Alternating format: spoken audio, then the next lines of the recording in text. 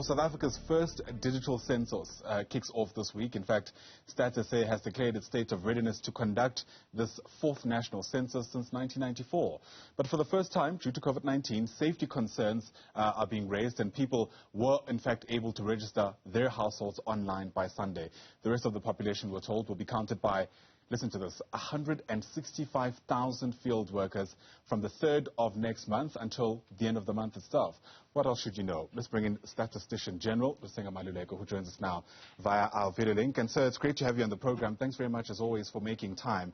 You know, I can't help but think of how much excitement there was in the first census, and this is, of course, in the dawn of democracy, and that made it easy to count people. You know, people were keen to come forward. How confident are you that there is this level of enthusiasm as we prepare for this very different census? Firstly, Ayanda, let me mention that we have always had a good relationship with members of the public in relation to doing our work as we continue to do sample surveys from time to time. So members of the public have always been coming out. But as of now, obviously, we are introducing new forms of count. Even our field workers who will be reaching out to them will be carrying smart gadgets that they will be capturing information that we instantly get online. But those who do not desire to do so have to register to count themselves online on the web, or to have our field workers calling them telephonically. So we are trying to minimize contact between members of the public and our field workers for purposes of ensuring that we adhere continuing with COVID-19 protocols. But if people haven't been able to register, they should still be ready to be counted by field workers arriving at their dwelling unit. Having said so, we have seen lower numbers of registrations to be counted online. That is for two options of one being able to self-enumerate, secondly of having our field workers calling them remotely. So we have extended this day to the 5th of February for purposes of online registration. And not only that, we will be ramping up communication in the week to encourage members of the public to continue to register. And I would like to say those who haven't registered, stand up to register so that you can be counted. It is free of charge. The bill goes back to Stats SA, and indeed we adhere to the POPI Act.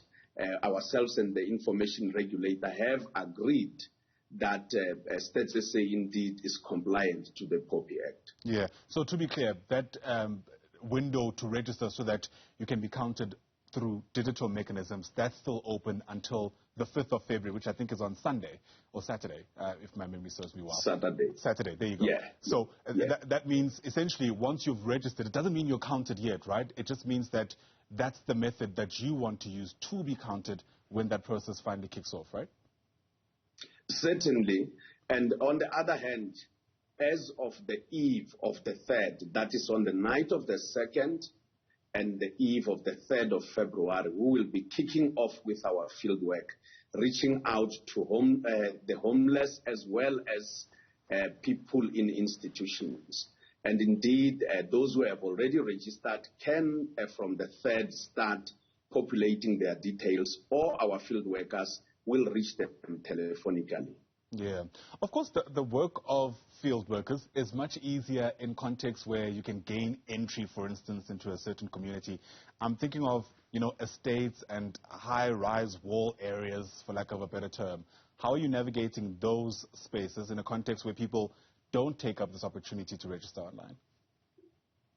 Well, there has been traditionally a challenge with high-walled areas as well as estates.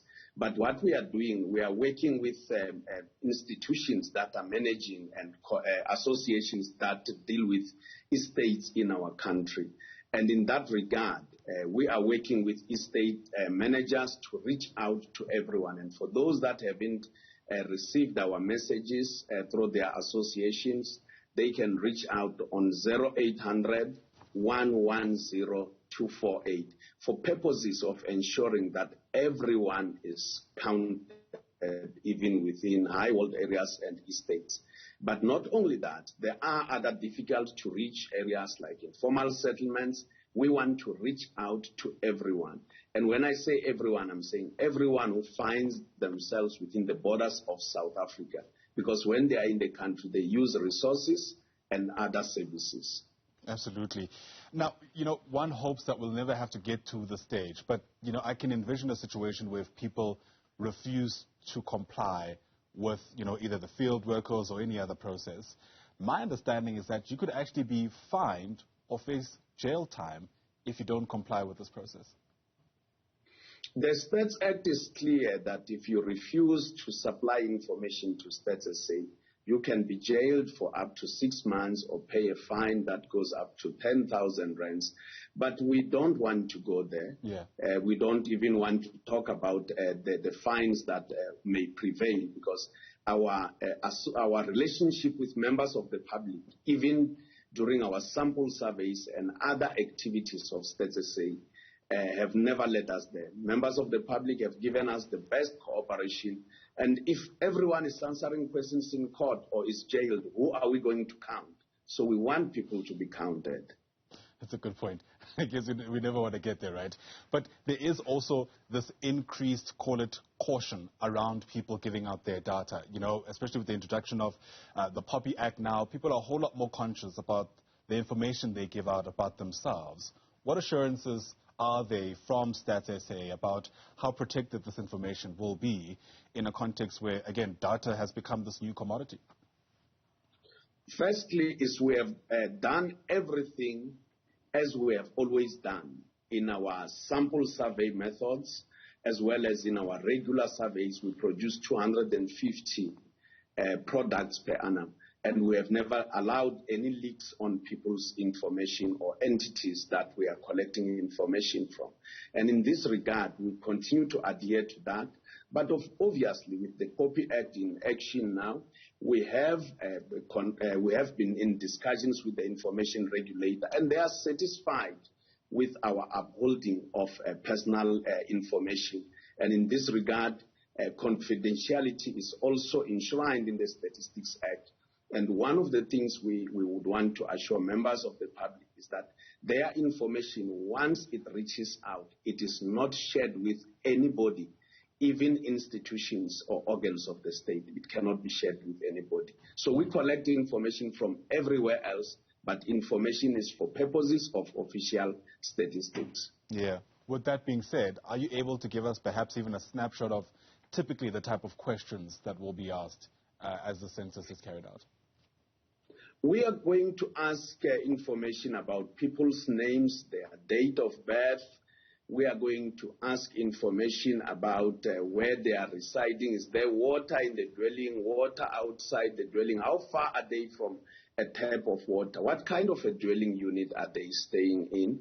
In terms of mothers, live births born to a mother, because we need to estimate the fertility to know how far projections for the population can be made for our country for future planning.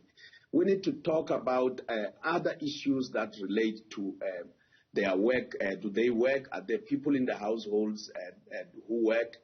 Their earnings. Of course, we use bands, because this information will be used by business people in future who want to establish businesses. So they want to know in a particular neighborhood what their earning patterns are. And in this regard, I must say, when we finally release this information, there are no identifiers as we have always done. It's averages. That's how official statistics work. Why do we collect also their information, their personal information? It's because we have a post-enumeration survey that must reach out to them to ascertain how many people we have missed or how many people we have double counted for purposes of adjusting the population size of our country accordingly.